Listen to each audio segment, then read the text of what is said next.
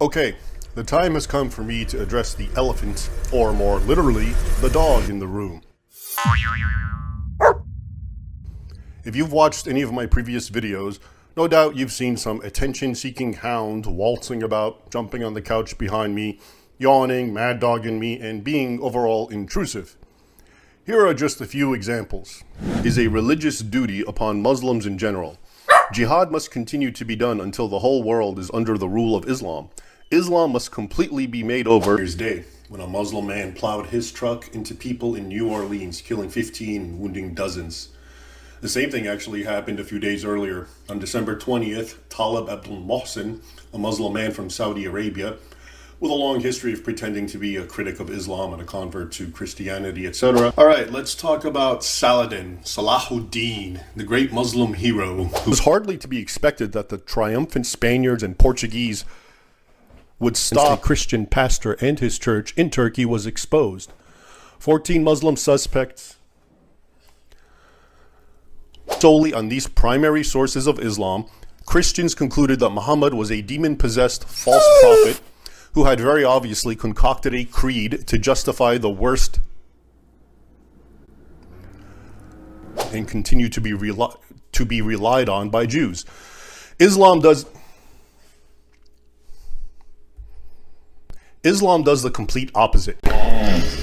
In the midst of all the turmoil in the Middle East, a prominent Egyptian sheikh is calling on Donald Trump to follow guidance.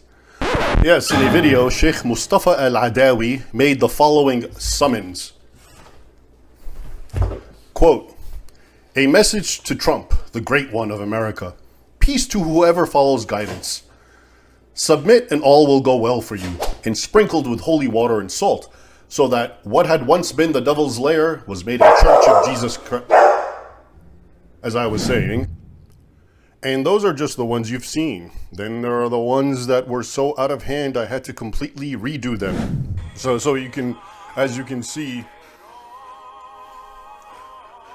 Yeah, okay. All right. Calm down, man. Just get down. Noob. Down. So I'm talking and then, yeah, so that's why.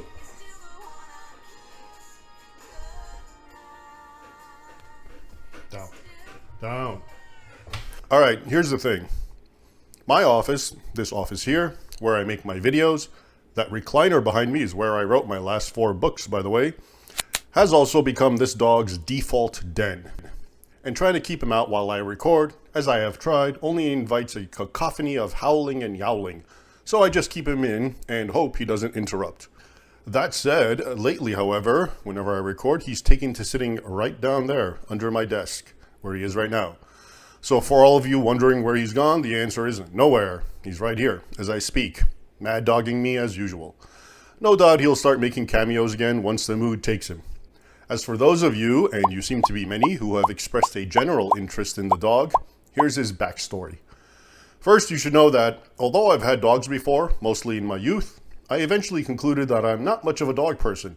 I've always liked them well enough, but usually from afar. The drooling, the licking, the accidents, the barking, the noise, and the overall responsibility required in properly keeping a dog, these have traditionally been a little too much for me. At least I admit it. That's better, I think, than biting off more than one can chew by, for example, getting a dog and keeping it in a crate for most of its existence, because you're always away at work, which was another consideration for me. Instead, I've always been a cat person, believe it or not. And since as long as I can remember, I've always had a cat in my keeping. I've got pictures here somewhere, back when I was 6 or 7 with some hapless cat dangling over my arms. And they're almost always an orange male tabby for some reason. Cats are, as they say, chill and easy to take care of. They have an "I'll leave you alone if you leave me alone" attitude, which I can definitely appreciate. Here's Leo, my longest standing pet, and therefore the GOAT, who I had for about 16 years, until just 3 years ago when he sadly met his demise. This, by the way, is not Leo, but Ori, his predecessor from well over 20 years ago. See what I mean about orange tabbies? Anyway, Leo first started getting annoyed with our setup some 7 years ago, when another cat, a calico kitten that I subsequently named Callie, popped out from under my car hood one day. becoming another default pet. Then, some 4 years ago, for reasons I will not get into, this dog was more or less thrust upon me as a puppy. Now, I could have said no, but I gave in to my humanitarian impulses, figuring, what the heck, let's give this dog business another go. For the record, the last time I owned a dog, a German Shepherd named Strider, was back in the 90s, in my early 20s. Incidentally, if Leo the cat got annoyed with the introduction of that other cat, Callie, he really came undone on learning he had to share his premises with this dog, as you can see in this picture, taken on the very first day I took the dog in. See him as a pup? Yeah, well, zoom in and take a look at the stalker lurking in the background. Look at him. It's like he's saying, how could you, man? We had a good thing going. Why'd you go and ruin it like that? Anyway, since then, I don't know if it's this dog personally, or if my disposition has changed with age, but I've grown quite fond of him, and he of me. He definitely keeps me company during those long daily hours when I sit on that recliner, pounding away on my keyboard. I mean, what joy to look up from my keyboard only to be confronted by this. Alright, here's a much better image. And he forces me to leave the computer and take him out for walks in the wilderness, which is definitely a welcome break. If you don't know, as I didn't, but learned the hard way, this breed, Australian Shepherds, are apparently plumb loco, full of energy, though he's finally calming down now that he's over 4 years old. The first couple of years, he was a total lunatic. Oh, as for his name, you may find its etymology amusing. So, as you might have guessed, I'm a big fan of mythology, and several of my pets have been named after mythological figures. When I got this dog, I thought the name of the Egyptian jackal god Anubis might be a good fit. Here, incidentally, is one of my Anubi statues from that collection of historic statues I've collected over the years behind me.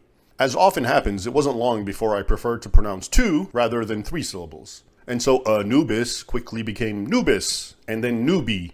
I think you may be seeing where this is going. And yes, before long, a 1-syllable name became so much easier on the tongue than 2, and thus he became Noob. Alright, so look. At the time, I had no idea that noob was an actual insult amongst, I guess, gamers. Apparently, it's gamer slang for newbie, as in someone painfully unskilled and embarrassing to be around. Anyway, I only learned this recently when one day in a park, where I thought I was all alone, and was accordingly yelling at the top of my lungs, "Noob, noob, get over here," that some insolent, chuckling teenagers approached. One of them, in the tone people usually reserve for explaining what a fax machine is to their grandparents, informed me that, that's like an insult, dude. So yeah, it turns out I've been publicly berating my dog with gamer trash talk. He still came when called, though. Loyal noob. Anyway, so there it is. He is figuratively and literally the noob. Okay, if you've made it this far, I'll assume you like dogs and pets in general, so I'll end this video with a few more pictures. Seeing how that camera-seeking hound is for once missing in action, down here, even though this video is about him. Here's the noob as a pup. Now, I didn't get him when he was that young, but rather when he was about 2.5 months, as in these pictures. Here's a comparison shot with my hand to give you an idea of how he's grown. Here am I trying to eat in peace and being badgered by both dog and cat. Here's the cat trying to be a pharaonic era statue. By the way, this cat is always much friendlier in the winter months. User.